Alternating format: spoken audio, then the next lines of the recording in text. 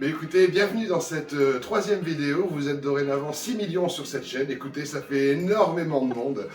Voilà. Donc je me permets de vous présenter la mascotte de l'émission d'aujourd'hui. Voilà, la petite bête. Et donc, comme je disais, nous sommes 6 millions. Donc, écoutez, pour tous les abonnés, vous avez demandé encore des vidéos et encore des livres à proposer. Alors aujourd'hui, je vous présenterai non pas Marvel, représenté par Monsieur Stanley. Je ne vous présenterai pas non plus Stephen King. Je vous présenterai tout à fait autre chose. Mais cela, ce sera après. Et je pense que personne ne l'a fait avant moi. Après la transition. Hop là. Transition finie.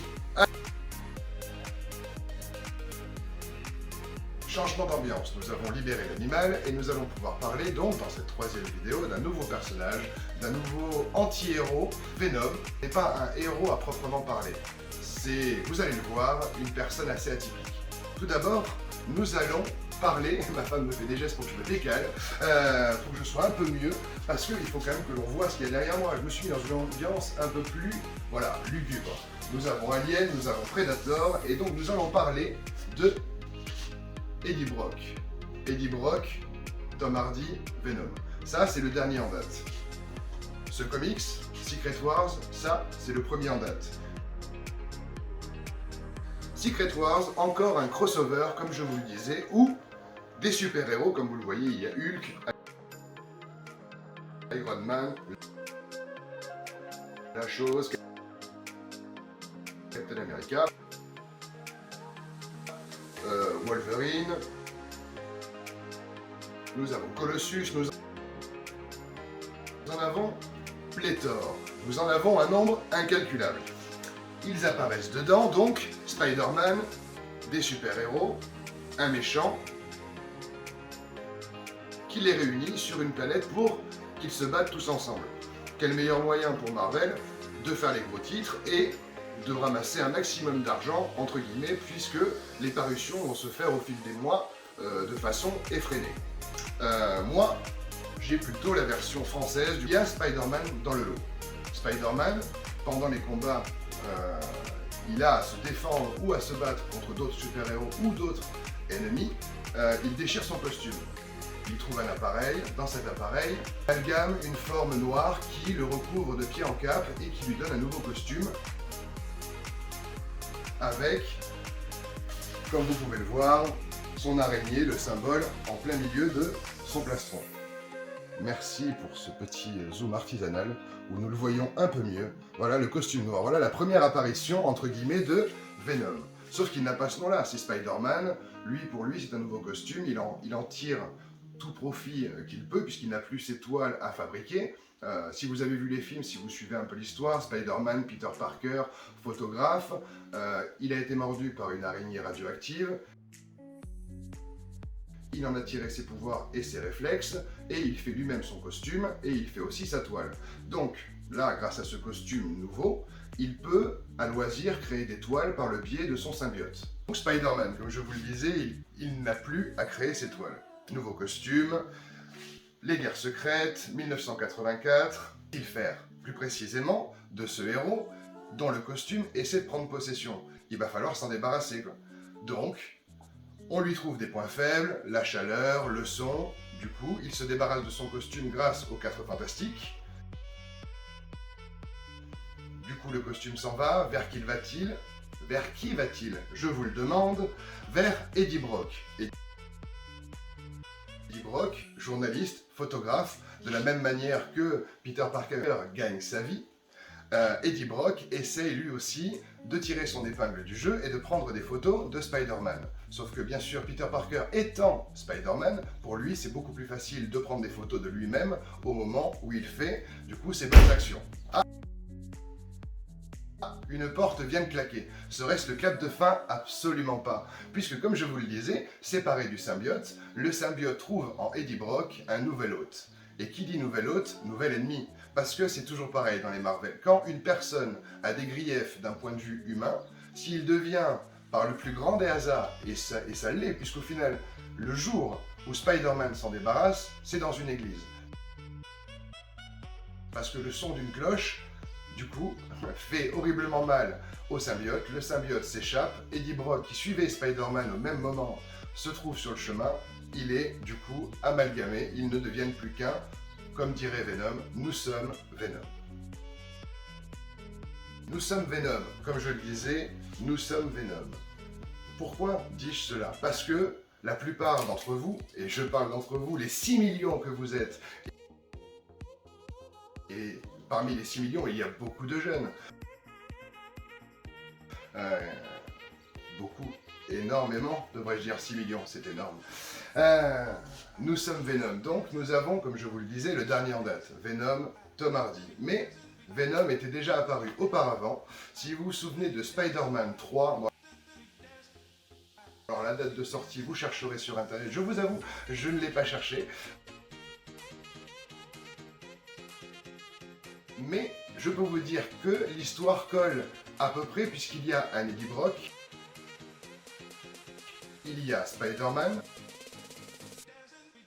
il y a rancœur entre Eddie Brock et Spider-Man, et bien sûr le symbiote qui était arrivé d'une météorite, qui avait trouvé Spider-Man. Là, bien sûr, on enlève les guerres secrètes.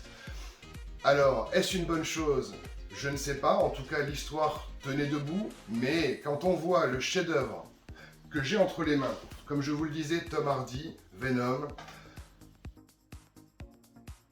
celui-là, à mes yeux, c'est le plus rapprochant de ce que pourrait être l'histoire de Venom. C'est un symbiote extraterrestre.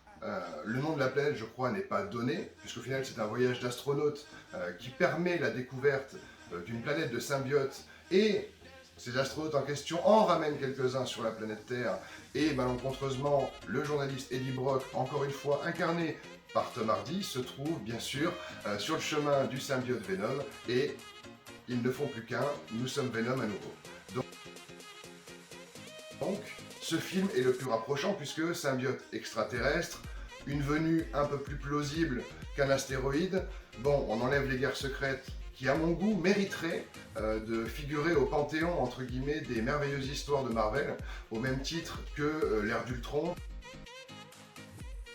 au même titre que House of M que je vous ai partagé cette semaine sur Facebook.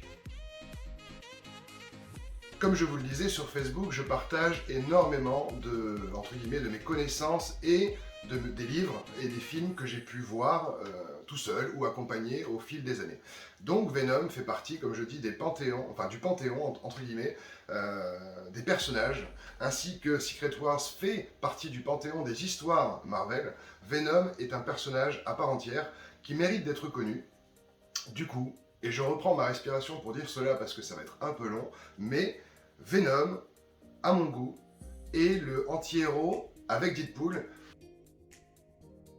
que vous méritez de connaître, de découvrir et de redécouvrir. Pour certains, peut-être le connaissez-vous par le biais de Spider-Man 3, et comme je vous le dis, vous êtes resté sur votre faim, puisque le personnage, je trouve, n'a pas eu l'ampleur qu'il aurait dû, puisqu'au final, il est venu sur un météorite, il s'est déposé, il a trouvé Spider-Man, au final, il a été expulsé Spider-Man, il a trouvé Eddie Brock, mais au final, l'histoire découle en 1h30, 1h45, ce n'est pas son meilleur. Celui-ci, par contre, c'est 2 heures de bonheur. Ma femme et moi l'avons vu, n'est-ce pas, chérie? Oui. Oui. Elle me dit oui. D'un oui. D'un oui. C'est merveilleux. Oui. Comme dirait Venom. Oui. Oui. Donc je vous le conseille. Voilà, encore une fois, pour cette 3e vidéo, j'espère que je n'ai pas été trop concis. En tout cas, n'hésitez pas à chercher ce volume relié, Secret Wars. Il est trouvable, l'histoire est fantastique parce que, comme je vous le dis, c'est un crossover, donc l'histoire n'est pas centrée que sur l'apparition de Venom. Il est aussi l'occasion de réunir tous les super-héros parce que, comme je vous l'ai dit dans une autre vidéo, Marvel se décline en un nombre incalculable de comics.